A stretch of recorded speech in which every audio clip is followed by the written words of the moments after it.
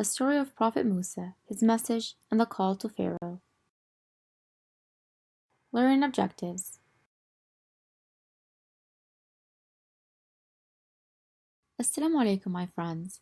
Welcome back to a new lesson. In the last lesson, we learned about the upbringing of Prophet Musa, peace be upon him, and his travel from Egypt to Medina. In this lesson, we will learn about his message and his call to Pharaoh. Are you ready to continue the story? Let's go. Let's start at the beginning of revelation. Prophet Musa, peace be upon him, asked Prophet Shu'aib for permission to return to Egypt. Then he took his family and journeyed until he reached Mount Tur at night. Mount Tur, also known as Jabal at-Tur, is located in Egypt, near the Sinai Desert. When he was there, Prophet Musa saw a blazing fire from a distance. He asked his family to wait and went towards the fire.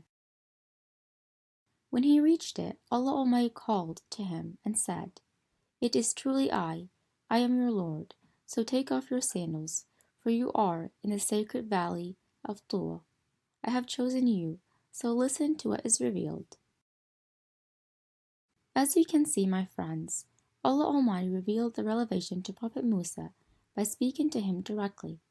This is very important because Allah Almighty did not reveal the revelation like this to any other prophet.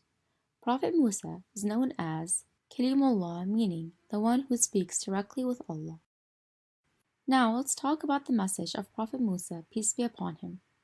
Allah Almighty chose Musa as a prophet and commanded him to invite Pharaoh to believe in Allah and worship him alone.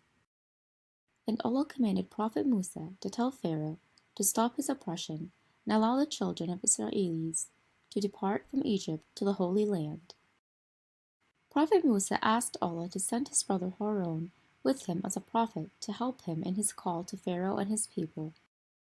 Allah Almighty said about this in the Holy Quran, saying, Bismillah ar-Rahman ar-Rahim, and grant me a helper for my family, Harun my brother, strengthen me through him, and let him share my task.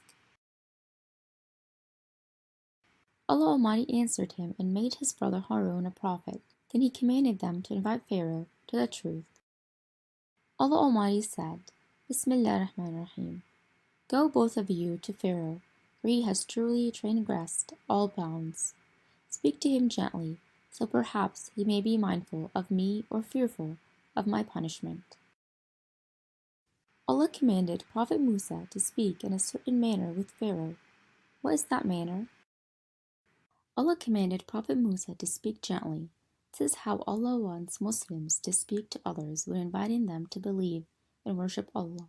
We should not be stubborn or angry. Prophet Musa and Prophet Harun, peace be upon them, obeyed the command of Allah. They called to Pharaoh, inviting him to believe in Allah Almighty and asking him to lift the oppression from the children of Israelis. They informed him that they were messengers of Allah Almighty sent to guide people from darkness into light. However, Pharaoh didn't believe them and demanded proof of their message. Prophet Musa first threw his staff and it transformed into a snake. Then he put his hand in the collar of his shirt, and when he drew it out, it was shining white for all to see. Allah mentioned these two miracles in Surah Al-A'raf, where he said, So Musa threw down his staff, and behold, it became a real snake. Then he drew his hand out of his collar, and it was shining white for all to see. Pharaoh, however, did not believe these two miracles and accused Musa of magic.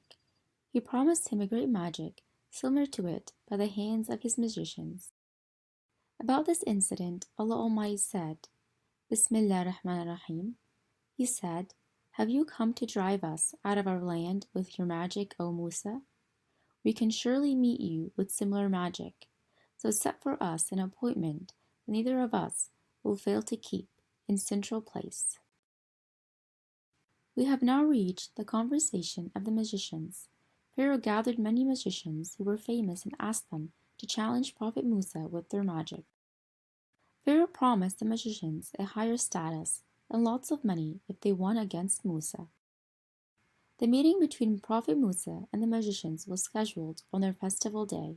This was so each of them could display their proof in front of the people. Musa asked the magicians to believe in Allah Almighty and abandon their magic. However, they refused his invitation, too busy thinking of the wealth Pharaoh offered them for their victory. So the magicians began their act by throwing their ropes and sticks. This created an illusion for the people that they were moving snakes. Allah Almighty revealed to Musa to throw his staff. When he did, it transformed into a real snake that swallowed the ropes and sticks of the magicians. When the magicians saw this, they fell to the floor and bowed to Allah Almighty, because they understood that what Prophet Musa brought forth was not magic, but indeed a miracle from Allah the Almighty. Allah Almighty said, "Cast what is in your right hand, and it will swallow up what they have made, for what they have made is no more than a magic trick, and magicians can never succeed wherever they go."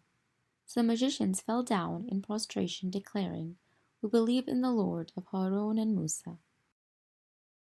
Pharaoh was consumed by intense anger, and he threatened Prophet Musa and the magicians who believed in him with torture and death if they did not leave their faith. However, they remained steadfast in their belief in Allah. Allah Almighty said, telling us about the magicians who believed in him. They responded, "By the one who created us, we will never prefer you over the clear proofs that have come to us. So do whatever you want. Your authority only covers the fleeting life of this world." It is important, my friends, to know that Allah the Almighty has forbidden magic and deemed it as one of the 7 sins that can lead us to fires of hell. Now we have reached an important part, Pharaoh's demise. Allah Almighty inspired Prophet Musa to prepare his people to leave Egypt so that they can escape from Pharaoh's oppression. He let them out secretly at night. When Pharaoh learned of their escape, he and his armies followed them until Prophet Musa reached the seashore. There, Allah commanded him to strike the sea with his staff. By the command of Allah, the sea split, becoming a dry pathway. Prophet Musa and his people safely passed through it before Pharaoh and his army could reach them. When Pharaoh saw the safe path that Prophet Musa took, he and his armies followed.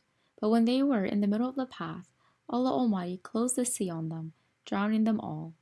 The wave carried Pharaoh's body to the shore to serve as a lesson for all of humanity. Allah Almighty said in Surah Yunus, "Today we will preserve your corpse, so that you may become an example for those who come after you, and surely most people are heedless of our examples." Those who deny Allah's messengers, oppose his religion, and oppress his worshippers will be humiliated in this world and the hereafter. With this, we have reached the end of this lesson. Today we learn that the revelation to Prophet Musa, peace be upon him, began at Mount Tur, where Allah Almighty spoke to him from behind a veil. Allah sent Prophet Musa and his brother Prophet Harun to invite Pharaoh to worship Allah alone and to stop his oppression of the children of Israelis. However, Pharaoh refused them and denied the miracles of Allah Almighty, which were the staff and the shining hand. When Pharaoh's magicians came to win against Prophet Musa, they instead believed in Allah Almighty, as they realized that what Prophet Musa brought forth was a miracle, not magic. Pharaoh denied by drowning, and his body was carried to the shore, serving as a lesson for every oppressor and tyrant who denies Allah Almighty and wrongs others. We also learn that Prophet Musa is known as Kalimullah, meaning the one who speaks directly with Allah. When calling people to worship Allah Almighty, Muslims must speak gently and kindly. And it's important to remember that Allah forbade magic and classified it among the 7 sins which lead us to the fire of hell.